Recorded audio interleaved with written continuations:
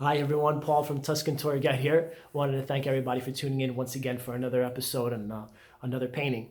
Found in the Uffizi gallery from Pontormo, painter not much spoken about. So before doing that, I wanted to thank everybody for subscribing and following me and asking the questions, and more importantly for contributing. Thank you very, very much for contributing to my PayPal account. If anybody watching this would like to do so as well, you'll find my email down at the bottom of this video, and from your PayPal to my PayPal, whatever you feel is appropriate is completely appreciated. Thank you so very much. So let's talk about Pontormo. Born halfway between Florence and Pisa. His father worked for Ghirlandaio, which I mentioned in one of my past videos, there was a fresco in Santa Maria Novella where one of the servants was bringing in Saint Anne as soon as she gave birth to the Virgin, some fruit on her head and 2 fiaschi of wine. Pontormo's father worked for Ghirlandaio, and before you know it, Pontormo is in Florence as an orphan because his parents died quite young, and he was in the workshop with Rosso Fiorentino. Now, Rosso's quite famous. Let me show you. This is what Pontormo thought he looked like. This is a self-portrait in red chalk with his signature down at the very, very bottom. Here is Rosso Fiorentino's, I'm going to say quite famous painting that we find on many Christmas cards. And this is where Pontormo went in 1523. He was a very introverted person to get away from the plague that was taking place in Florence. Now, 1523, keep in mind, he's an orphan. His dad worked for Ghirlandaio. He's working with Rosso Fiorentino, which is he's a pretty big painter. Pontormo's already working for the Medicis, so he knows them quite well. But there's a lot of disarray going on in the world. New World, we have America. 1523, the same year that he's fleeing to this monastery that I'll show you momentarily. Giovanni da Verrazzano, which I spoke about in another video, is discovering the New York Bay and the Hudson River and that whole area down there. So there's a lot of discoveries, there's a lot of new foods coming in, and now new drinks coming in, new lands are being discovered. And then we have Martin Luther. Martin Luther's causing some trouble up in Northern Europe in regards to not liking how the Roman Catholic Church is being run.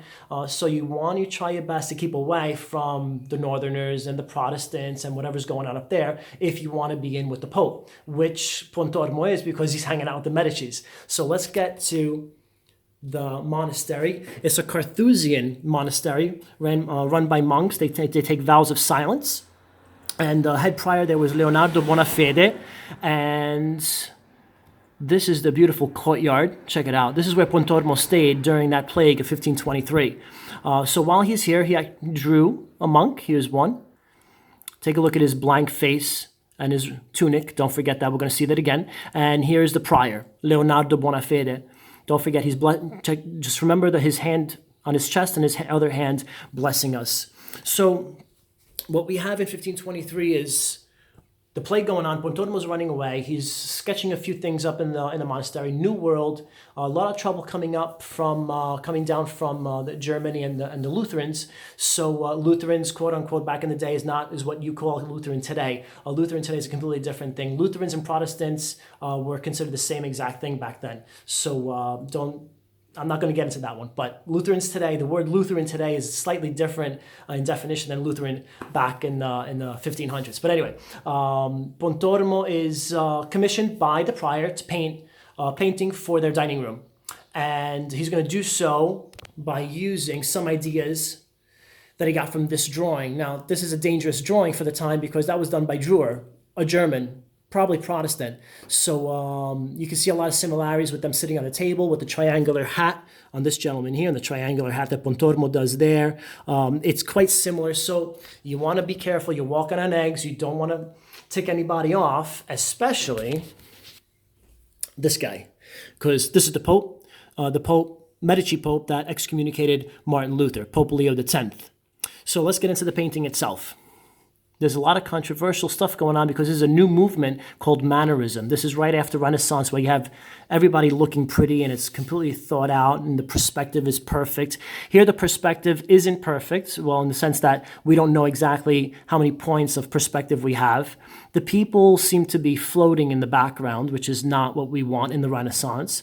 Where are they? So, because you don't see anything in the background. They're not in a restaurant. They're not in a home. We don't know where they are. So these question marks and these doubts of where they are and where they're standing, who the other people are, is not ideal for the Renaissance. And in fact, we're not in the Renaissance. In the 1520s, 1530s, 1540s, we call this Mannerism.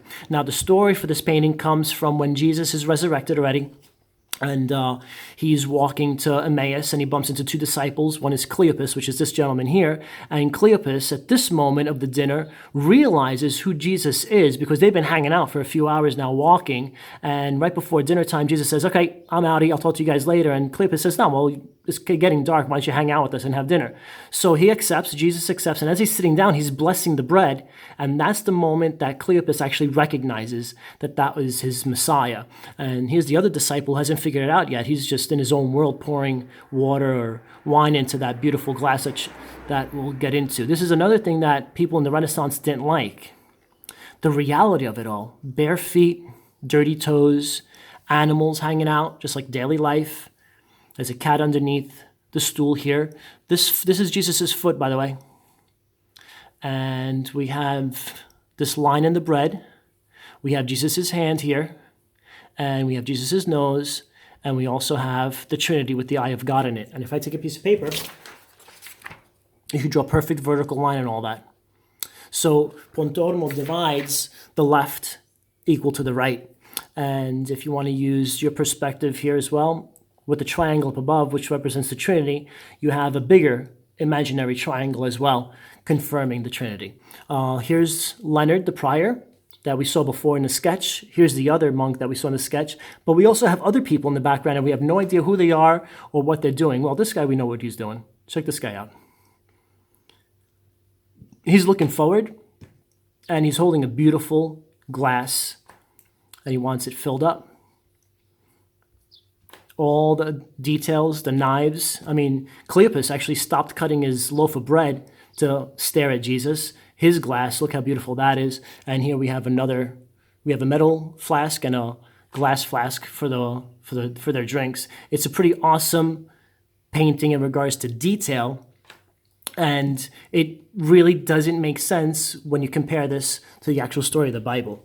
So what you have here is a story taken from the Bible, twisted a little, contemporized for the prior who's paying Pontormo to make it to put in a dining room, and in turn a dining scene is perfectly appropriate to be put in a dining room where all these Carthusian monks will be eating 3 times a day with everybody's company. Thou was silence, complete silence in these rooms. If you do come, we could even go there, and I'll show you exactly where it was placed and how they actually ate and how quiet and eerie it would have been during that time. So once again, thanks for following me. Make sure you click on the subscribe button down here. Leave your comments, leave your questions. Please follow me in the next video next week. If you feel again that you could find in your heart to leave something on my PayPal account, paul@tuscantourguide.com is my email address, which you can use from your PayPal account. Once again, stay home, stay safe, and see you guys soon. Take care.